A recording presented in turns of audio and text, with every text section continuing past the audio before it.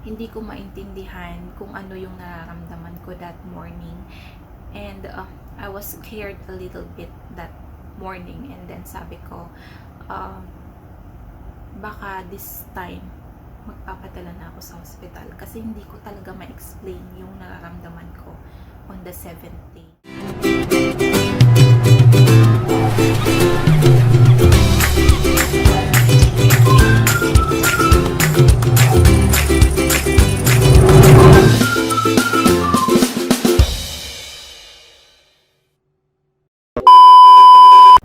Hello everyone, I am Raj and welcome back to my channel. On this video guys, I will share with you my journey of this COVID-19 because as per my previous video, I tested positive for COVID-19. So I'll share with you what are my symptoms and how did I handle the virus, how I handled this very infectious virus that I have. So what are the symptoms that I have? Actually, beforehand, medyo nagrereklamo na ako sa aking back na medyo masakit. So, that one, I was thinking that it is all because of my mattress. Kasi bumili ako ng bagong mattress and sabi ko pa nga, baka hindi ako sanay sa medyo pricey na mga gamit kasi I bought pricey mattress para medyo komportable tayo sa pagtulog. And then, I think mga 3 days ko nang dinadamdam yun. But, hindi ko siya inisip na ganun. And one Thursday, that was April 15, when I got home, nag-cough ako ng, yung parang allergy lang siya. It didn't last long. Mga minutes lang siguro akong nag-cough. And I was thinking, dahil lang ito sa alikabok because that day, it's very, it's very maalikabok sa office. Inside the office is maalikabok kasi nga renovation is going on in the office, and outside the office is construction is going on. So sobrang yung paligid ko that day was very maalikabok. So I was thinking it's just because of that. So medyo na allergy tayo sa alikabok. Dahil hindi naman siya naglast ng ganun katagal. So, on the following day, madaling araw, nagising ako kasi medyo mainit yung pakiramdam ko. And then, when I took my temperature, it was like 36.8, something like that. So, sabi ko, hindi naman siya ganun lagnat kasi nga, normal temperature will be 37.5 will be considered as normal pa rin. But inside me, it's burning, parang sobrang init. And inisip ko na naman ulit na maybe it's just because nagkaroon din ako ng monthly period that same time. So I was delayed and sabi ko baka it's just because of that one. Kasi hindi naman siya ganun kataas. And yun nga, umabsent ako sa office.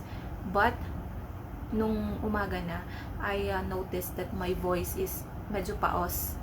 And I seldom got sick, guys. In a year, siguro nagkakalagnat ako ng once in a year talaga. And sometimes hindi pa nagkakaroon.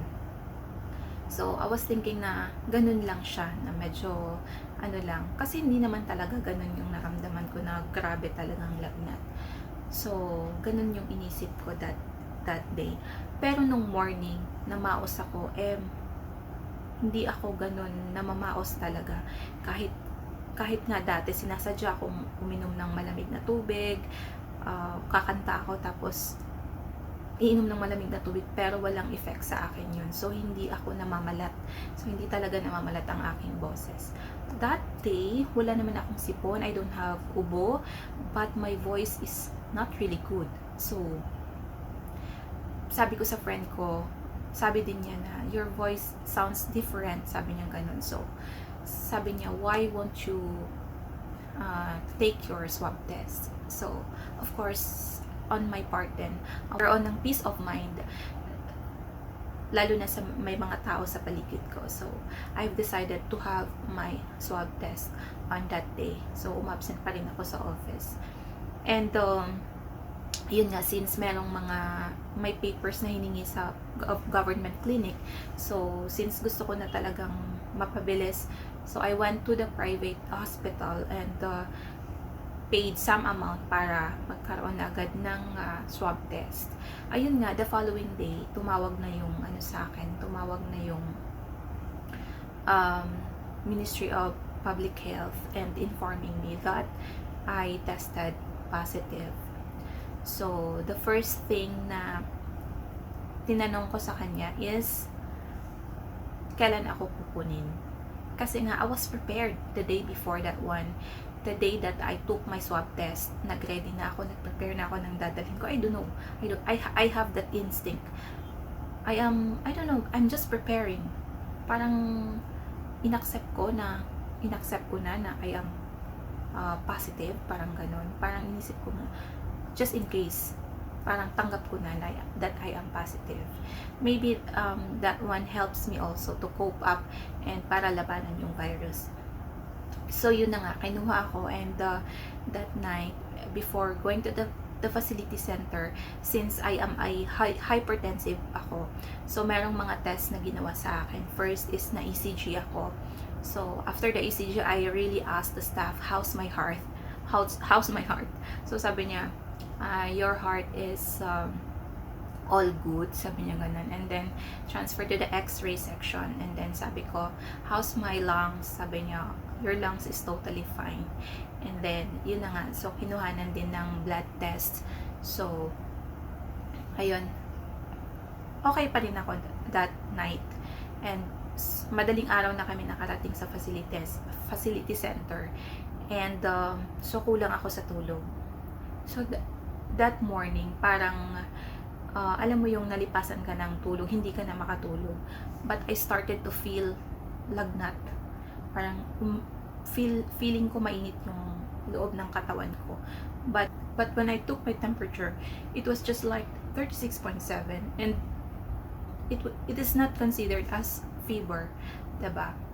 So ayun na nga, and so I drink a turmeric tea.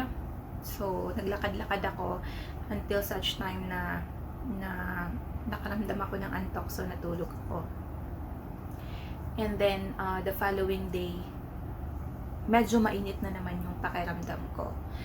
So that fever, guys, on and off fever, I have that on and off fever for 7 days talaga siya. Yung fever na hindi naman siya, actually the highest temperature that I've got is only 38.5 ang pinakamataas ko na temperature. But my feeling is, alam mo yun, sobrang init ng katawan ko, hindi siya 38 hindi siya 37 kung sa loob, yung i-assess ko. And then when I look at the mirror, my face sobrang pulang-pula ang aking mata, lalo na dito sa akin no, sobrang pulang-pula. And then I started to see some redness also on my skin. So may mga rashes ako. That's only when yung nafe-feel ko ang init sa aking katawan. So nag-round the clock ako ng paracetamol. So every 4 hours I took 1 paracetamol, and then alam mo yung feeling na sobrang init. And at some time, I'm fine, okay ako, so wala na ang lagnat ko. But then suddenly, iinit na naman yung katawan ko. So mag-i-stop ako ng paracetamol, and then iinit naman yung katawan ko. Ganun, sobrang pula ng aking face, and you know, you cannot, I don't know, sasabihin ko sa kasama ko that sobrang init. Sabi niya, wag mo lang intindihin. How can you not intindi that feeling, yun? Sobrang init ng katawan mo. And then my friend told me, ilan daw yung CT count ko. So I didn't know that may mga leveling yung virus. So she said, call the hospital and ask kung ano ang CT level mo. So I called up the hospital and only to find out that I've got 15.4 na city count ng aking virus. Meaning it's very, very infectious. And kasi yung may leveling pala yung mga virus. So 18 below, that cases are under monitoring. Yun yung mga cases na hindi na nakakahinga. Yun yung mga sobrang infectious na virus. So yun na yung mga malala na hindi na makahinga. Yun na pala yun. Pag 18 below ang city count mo. So sabi niya, you have to make sure that you are okay for at least the 10 days ng iyong ano. So yun na nga, what are the essentials that I have? Since I am hypertensive, I have my BP monitoring. So also I have my thermometer, and also the very important thing is the oximeter, but I don't have the oximeter, guys. Oximeter is to check your blood oxygen. So ang ginagawa ko, I have my application on the phone. It's not accurate, but it helps at least na mamamonitor ko ang aking blood oxygen. So yun na. So every time I am checking my blood oxygen, my BP, and also my temperature. So on the 7th day of my in the quarantine facility, nagising ako ng morning that sobrang pawis na pawis ako, and hindi ko maintindihan kung ano yung nararamdaman ko that morning, and I was scared a little bit that morning, and then sabi ko baka this time magpapadala na ako sa hospital kasi hindi ko talaga ma-explain yung nararamdaman ko on the 7th day. And then kasi that night uminom ako kasi nagka-dry cough na rin ako on my 6th day yata, nagkaroon din ako ng dry cough. So hindi ko maintindihan kung ano yung nararamdaman ko, but I took kasi that night ng gamot for that dry cough, and yung effect pala nung gamot is aantukin ka. So pagising ko, nabasang-basa ako ng pawis, nagbihis ako, and hindi ko talaga maintindihan. Parang gusto ko nang magpadala sa hospital kasi hindi ko ma-explain yung nararamdaman ko na. Pero chinek ko ang aking temperature, it's only 36 lang. So 36.4 yata yun. So sabi ko, anong nangyayari, hindi ko ma-explain. Pero nanaig yung antok ko. So parang nanaig yung gamot na ininom ko na sobrang antok ako. So nakatulog ako. Pagising ko, wala na. And that morning, nagpabili ako ng apple cider vinegar. And then I gargled it. So as in, hindi ko talaga ma-explain. When medyo may sinat ako that day, when I gargled the apple cider vinegar, as in, feel ko talaga, guys, na nawala totally yung sinat, yung init ng aking katawan. So ayun, what I am doing to fight the virus, kasi as much as possible pala, you don't need to drink medicine. Kailangan mong yung katawan mo mismo ang lalaban sa virus. Pero syempre, I am scared. But on the last part, mga 7 or 8 days, I tried not to drink medicine. I tried to fight the virus. Pag nararamdaman ko siya, babangon ako, inom ako ng turmeric tea, inom ako ng mainit na tubig, maglalakad-lakad ako kahit madaling araw. And then, ayun, pag okay na, matutulog ulit ako. So, ganun yun, guys. And nagka-dry cough nga ako on my 6th day until on my 10th day na hindi ko maintindihan kung maiiyak na ako kasi sobrang sakit. Mas masakit yung dry cough kaysa sa yung merong plema. So, I was drinking every now and then hot water and turmeric tea, and yung ginger, ginagawa ko siyang candy. And focus lang talaga, guys. Focus. Ang pinaka-importante, water intake talaga. So I make sure that meron akong at least minimum na 3 liters in a day na water intake.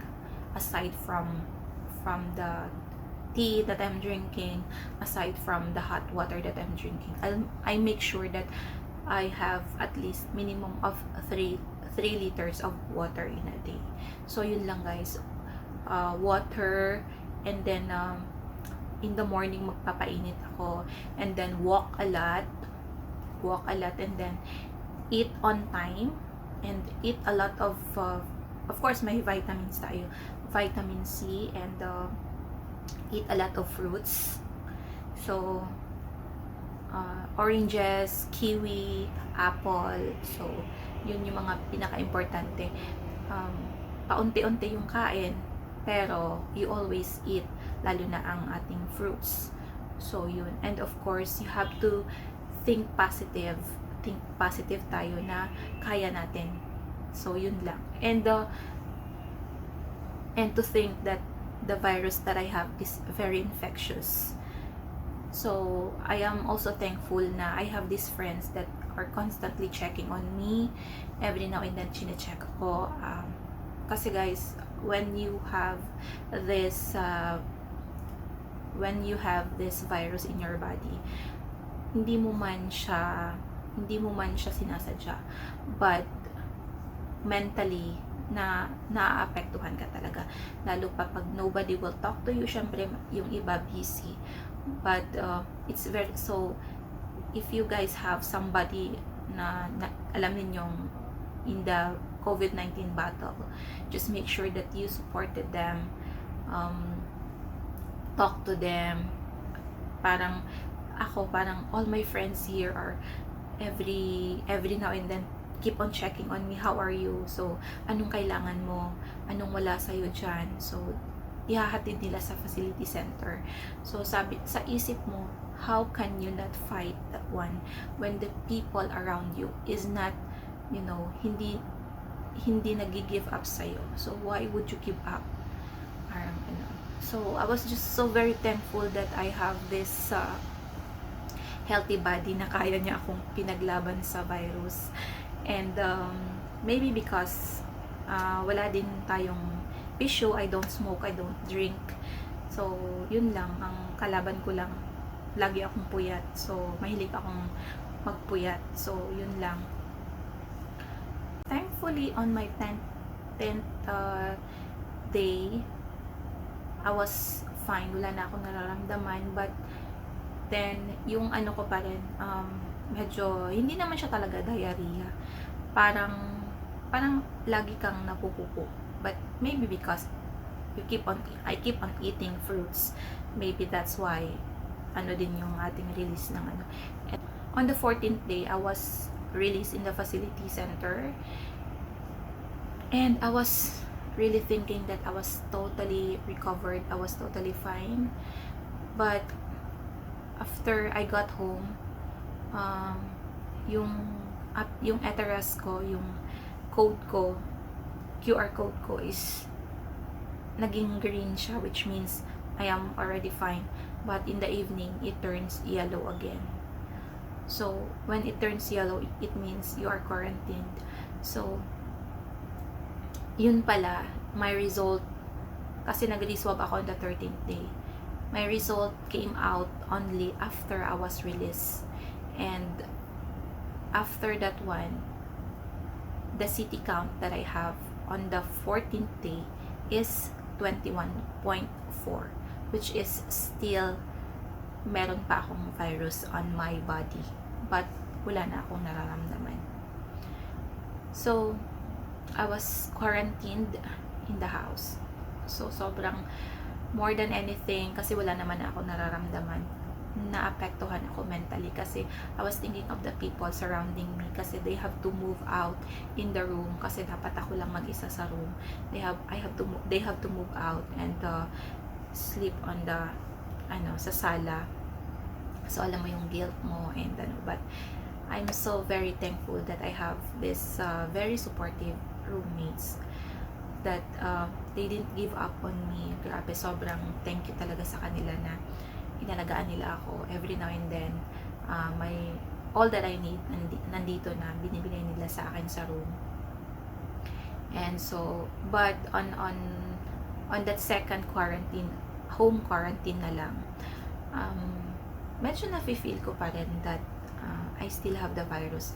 Kasi yung heartbeat ko, parang naririnig ko siya minsan na medyo, alam mo yung iba yung heartbeat mo.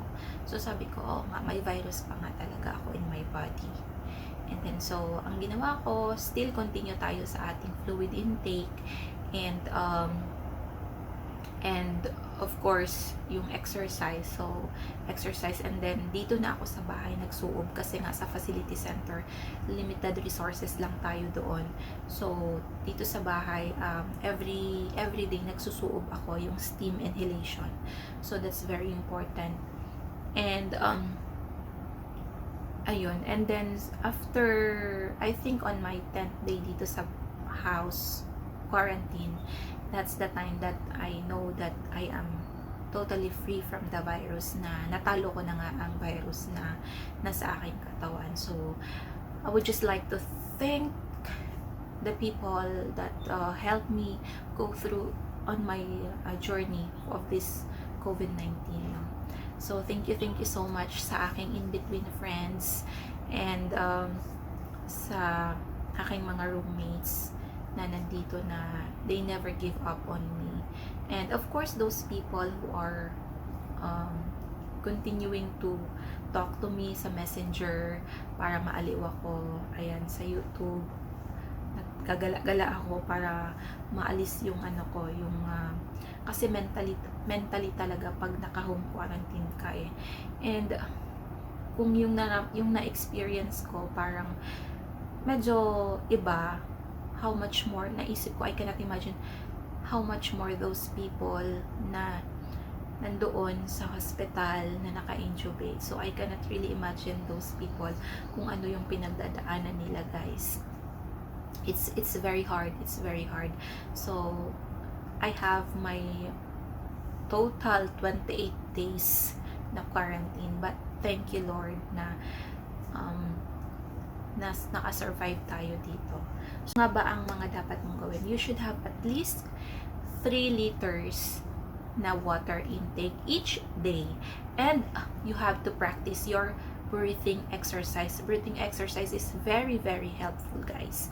Ayun. So anytime na you feel nervous or you feel anxious, kung ano yung nararamdaman, you just have to breathe.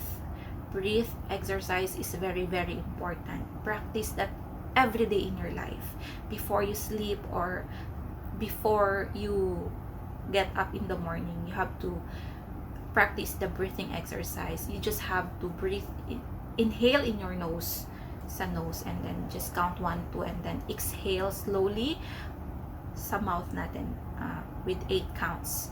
So, and for the blood oxygen naman, the exercise for the blood oxygen, na dapat kasi ang blood oxygen natin is 95 up ang ating level ng ating blood oxygen.